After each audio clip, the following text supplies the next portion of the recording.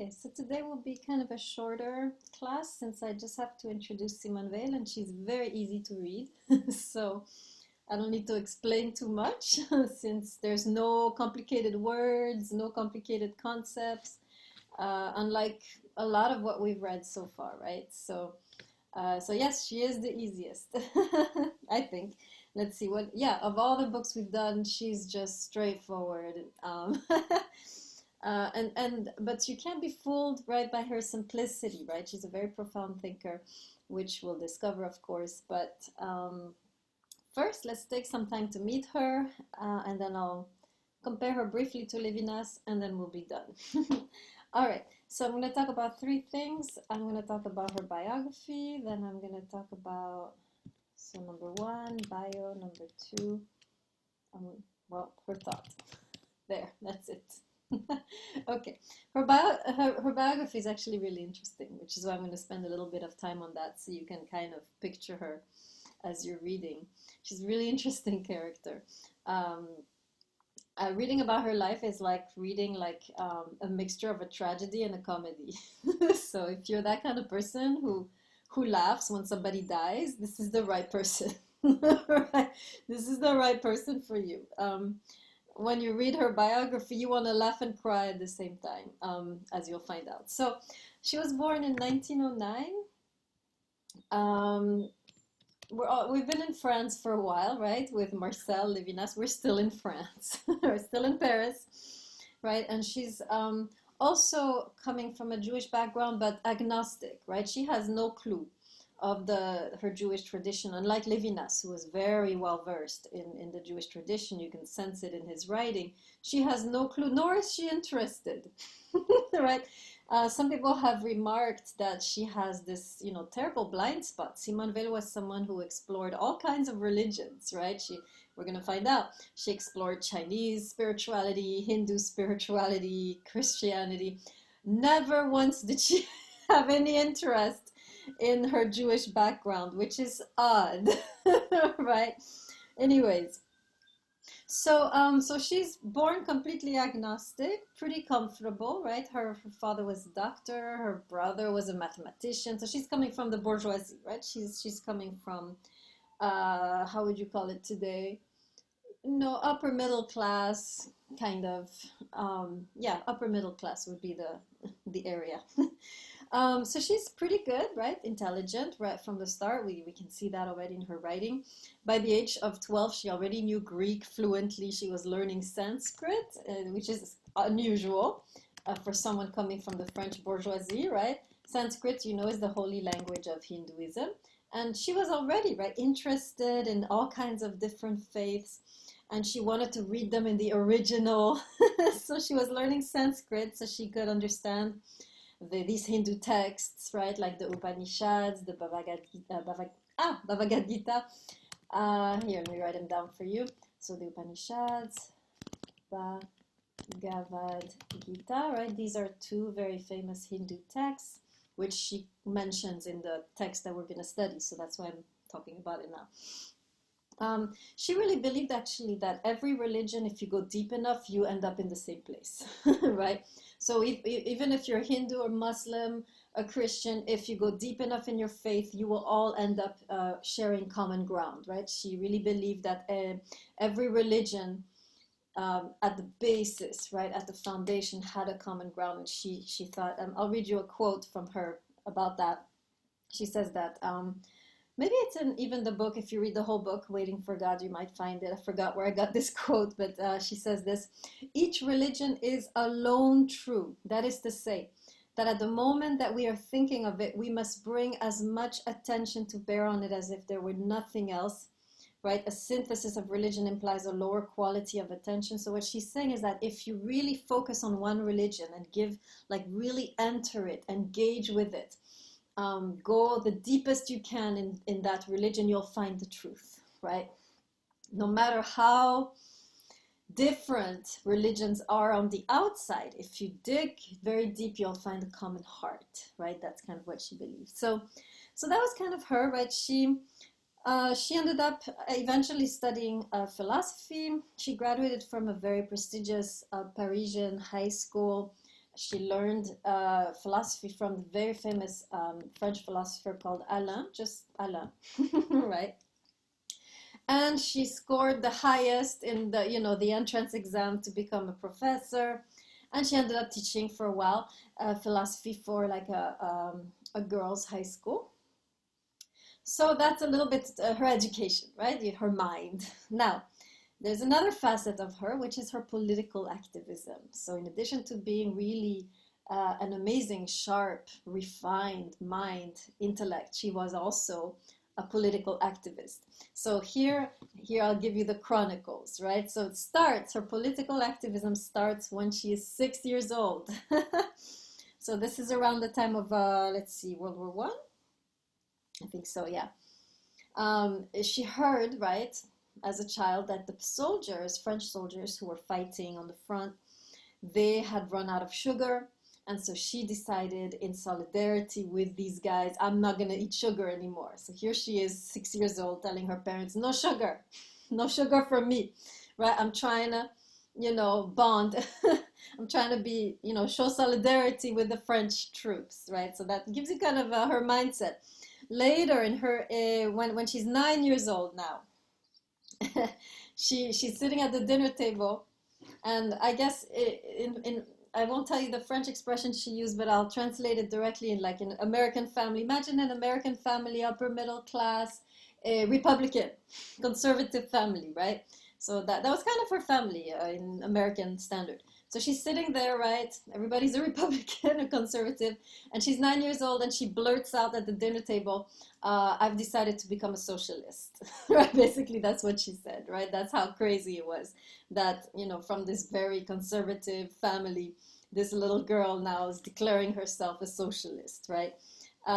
So later, when she's a teenager, she joins the workers' movement. So they're fighting, of course, for better pay, better benefits, and she's marching with them in the streets.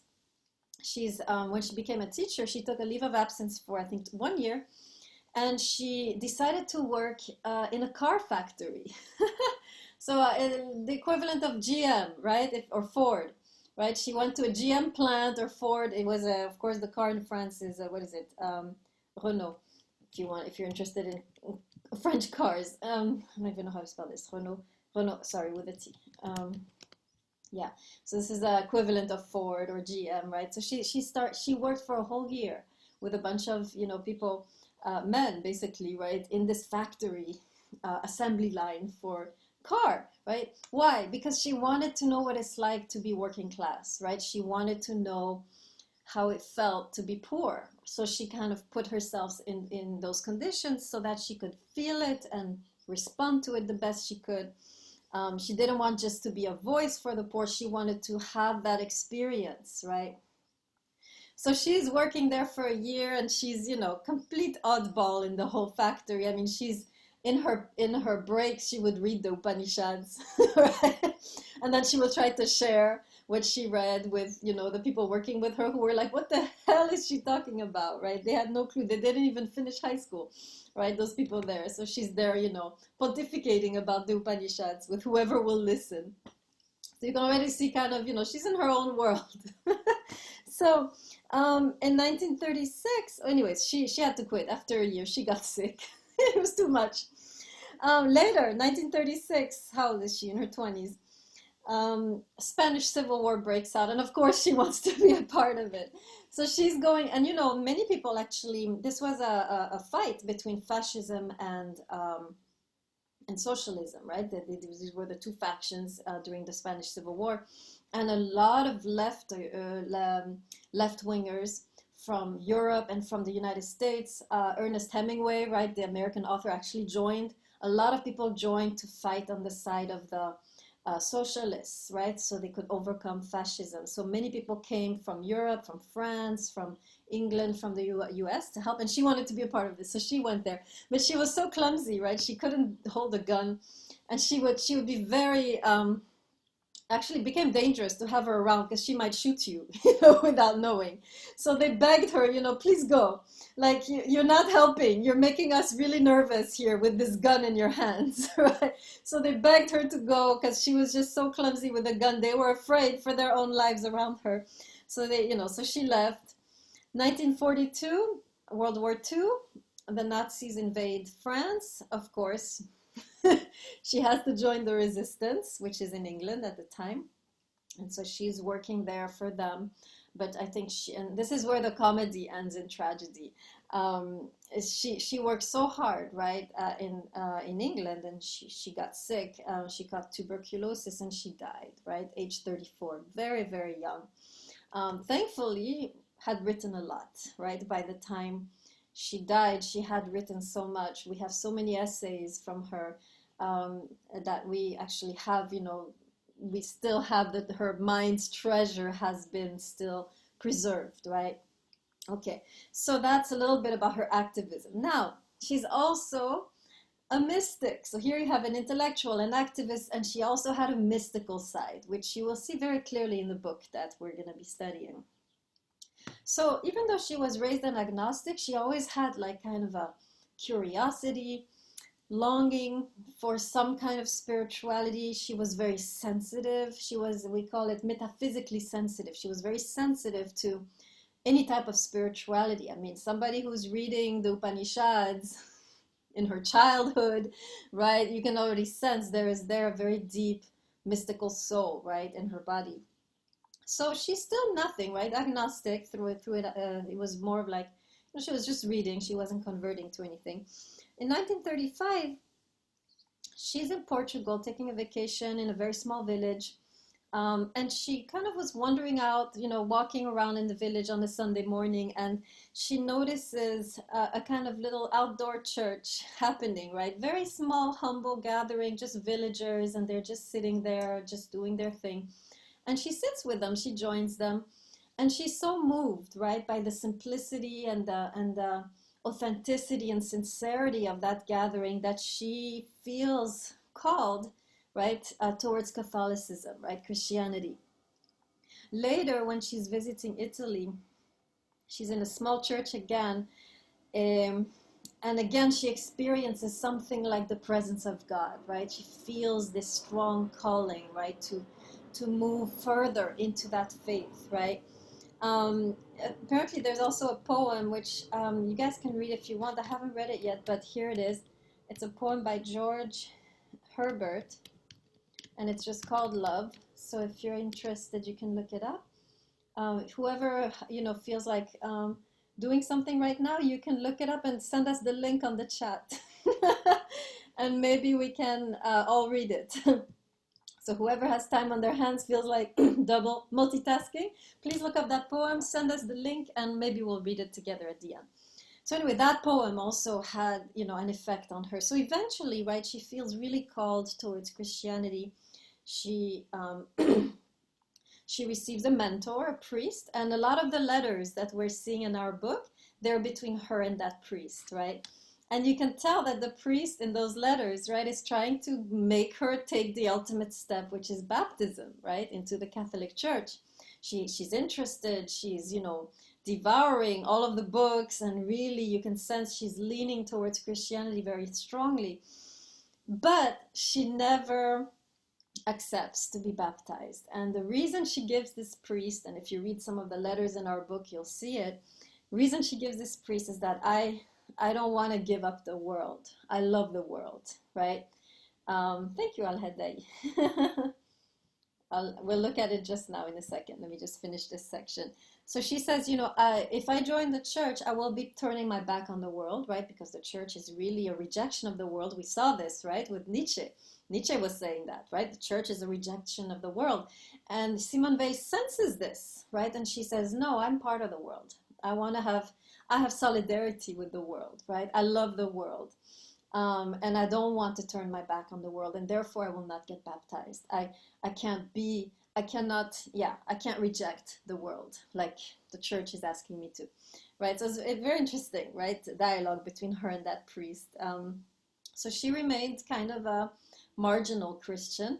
And we'll see in the way she writes about Christianity is just so, she's talking, the language is Christian, but when you see what she's saying, it's completely outrageous. So don't be fooled, right? When you're reading her, sounds very Christian, a lot of Christian concepts, a lot of Christian terminology, but she's really reworking these concepts and giving them a completely different meaning, which would be shocking if you really are a devout Catholic and you read the way that she that she kind of manipulates these concepts and gives them a different meaning is quite outrageous, actually. So don't be fooled. Beneath this Christian terminology, there is a lot of audacious thinking going on, which we'll try and decipher together.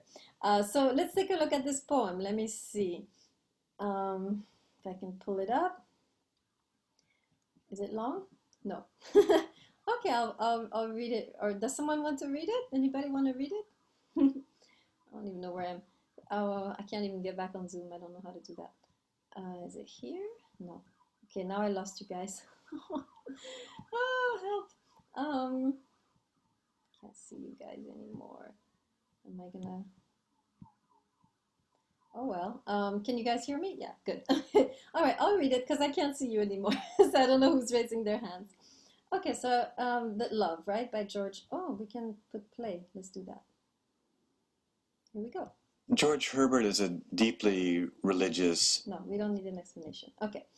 Love bade me welcome, yet my soul drew back, guilty of dust and sin. But quick-eyed love, observing me grow slack, from my first entrance in, drew nearer to me, sweetly questioning if I lacked anything. A guest, I answered, worthy to be here. Love said, you shall be he. I, the unkind, ungrateful? Ah, my dear, I cannot look on thee. Love took my hand and smiling did reply, who made the eyes but I? Truth, Lord, but I have marred them. Let my shame go where it doth deserve. And know you not, says Love, who bore the blame? My dear, then I will serve. You must sit down, says Love, and taste my meat. So I did sit and eat. Anybody understood the poem? It's written in kind of old English, kind of. Man, I would love to find the Zoom again. I will. Okay, give me 2 seconds.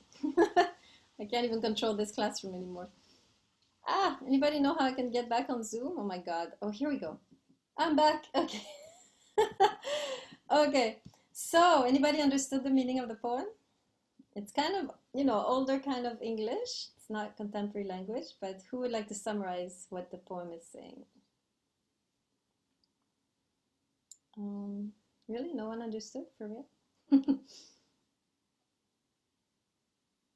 Are you guys reading it?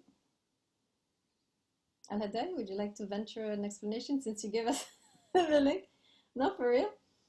Delmas, you are our residing theologian. Want to give an explanation? Resident theologian. I was reading it again. Okay, I'll just give a quick paraphrase and then you can read it again, right? This is basically she's mentioning how love, right, is calling out to her and she doesn't feel worthy, right? And she's hesitating, right, to go further, right? She doesn't feel worthy to be loved or to receive, right? It's very similar, like Levinas. Remember, Levinas didn't feel same restraint, right, that we saw with Levinas when he saw the portrait of Hannah weeping and he felt drawn to be able to do that, right, and kind of surrender and offer, right, pour out his heart, and then he steps back, he refuses this gift, right? Very similar, right? She's feeling called, right, welcomed by love, right, and she hesitates, right, and eventually, right, love kind of convinces her that it's okay, that she can come in and be welcome and eat, right?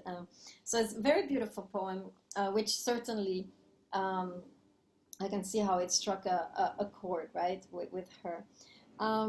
Good. So let's do a little more comparison with Levinas. With regards again to this notion of the absence of God, we're in the same time period, right? We're in the time period post-Holocaust. Well, no, this is, when is she?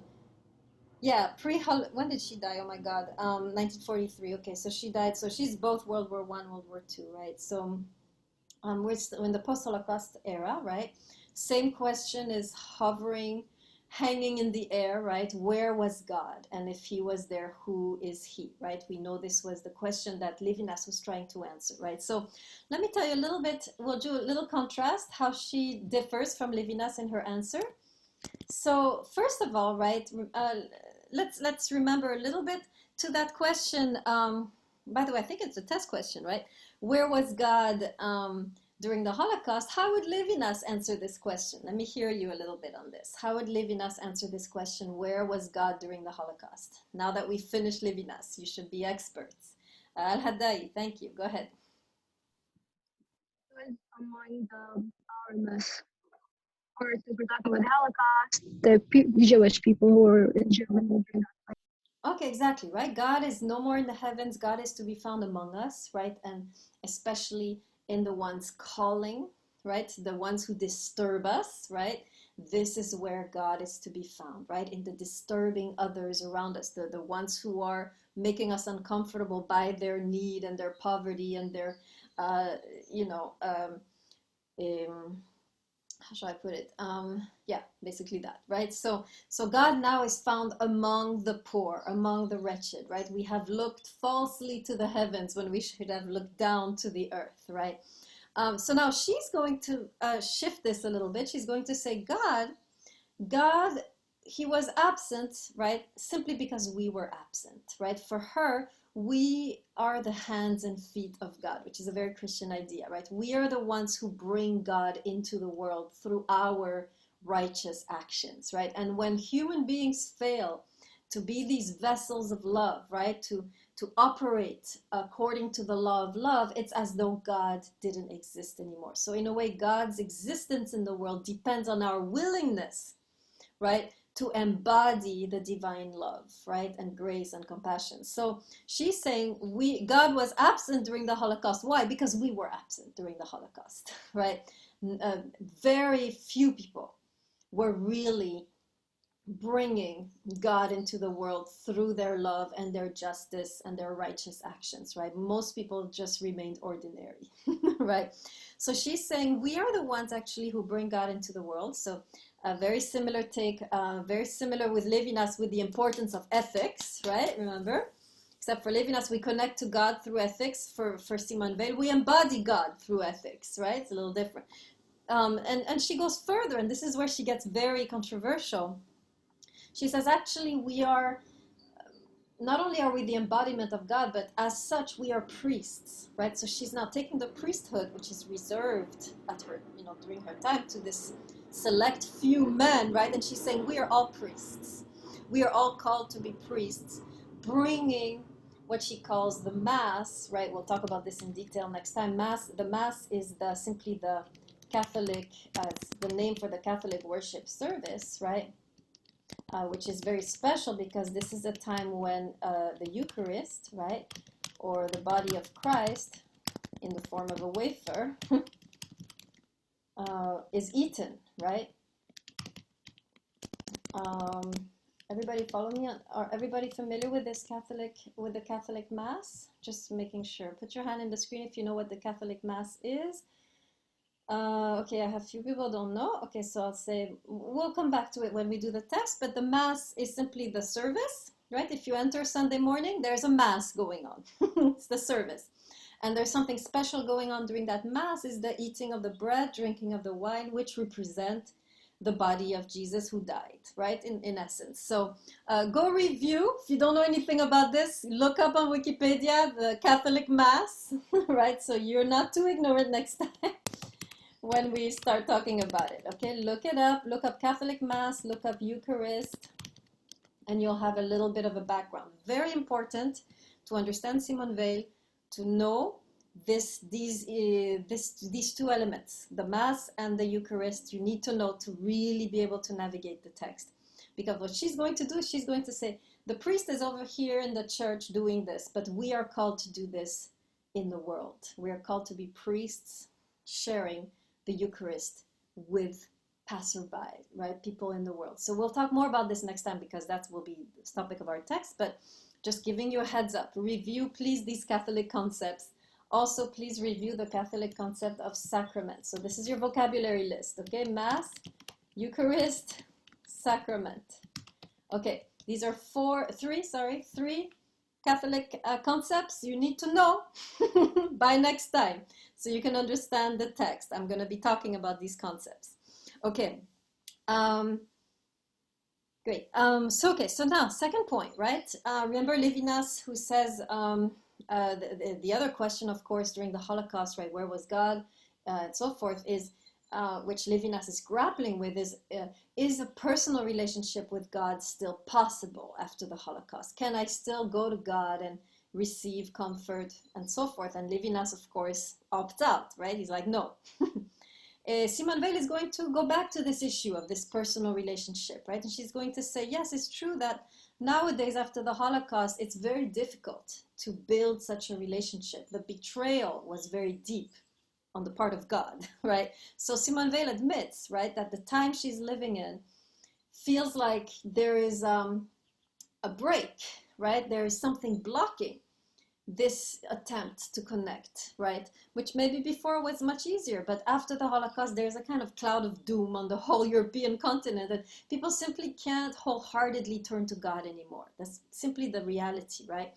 And so she's going to try and talk about how can we still recreate or heal that relationship or connect, right? So whereas Levinas leaves it and says, forget it, I'm going to find God over here in the street, right? She says, no, we can still connect to God vertically, have a personal relationship, but she says we need, the reason why we have such a trouble hearing God or sensing his presence in our day and time, she says, and this is right after the Holocaust, she says, it's not because of God, it's because we need to reposition ourselves.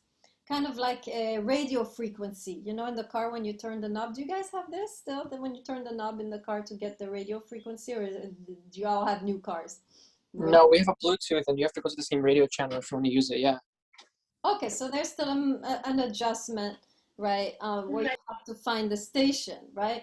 So she's saying, right, the reason we're not connecting to God is we're not on the right frequency. And we have to position ourselves in a certain way if we're going to connect to the God frequency, right? So, and we're going to talk about how she proposes to do that. So that's going to be interesting, especially for some of us, right, in the classroom, who maybe are going through this, right? Oh, you know, I wish there was a God, but I don't feel anything, right? I don't feel nothing, right?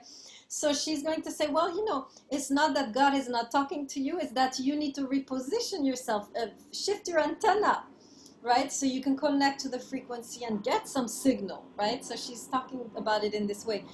So we'll talk about this. What is stance is needed, right? Ahmad, explain yourself. How interesting, especially since she will talk about Eastern thought. Go ahead. What do you mean by what you say in the chat? It's in my limited study of yoga, the seven main chakras are like ways of aligning yourselves to the divine energy. So Kundalini, that's the energy that rises within you to allow you to connect to the cosmos. Okay, very good, right? Absolutely. And Eastern thought, I think I've heard that too, right? That you need to align your body a certain way, right? This is why you meditate in a certain position or you do some yoga poses, right? You have to align. You can't just be, you know, slouching on a sofa and think you're going to meditate, right? It's not going to happen. You got to be in a certain position, right? And then you receive this kind of cosmic energy, right? So she's saying something similar. It's not going to be yoga, but it's the same idea of alignment, repositioning, finding the right position, except this time it will be a position which is more in your way of thinking, right? We're going to talk about that. Good. Okay, so it should be interesting. So you guys shouldn't have any trouble reading her. I don't need to talk about why she writes so difficult. She doesn't, right? If she does, it's your fault. Right? You simply need to read more.